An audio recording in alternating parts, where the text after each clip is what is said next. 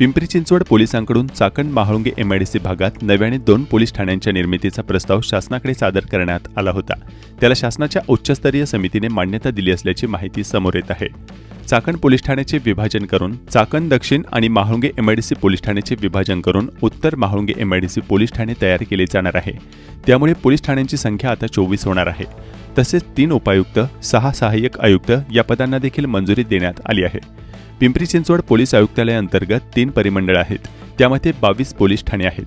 चाकण दक्षिण आणि उत्तर महाळुंगे एमआयडीसी या 2 पोलीस ठाण्यांच्या निर्मितीनंतर पोलीस ठाण्यांची संख्या आता 24 होणार आहे. 3 परिमंडळांमध्ये प्रशासकीय ताण वाढणार असल्यानं परिमंडळांची संख्या देखील वाढवली जाणार आहे.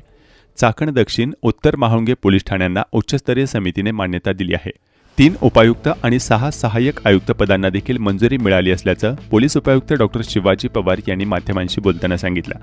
दरम्यान एवढ्या मोठ्या प्रमाणावर चाकण परिसरात स्वतंत्र पोलीस ठाण्याची निर्मिती कशासाठी होत आहे असा प्रश्न सामान्य नागरिकांच्या समोर उभा राहिलाय.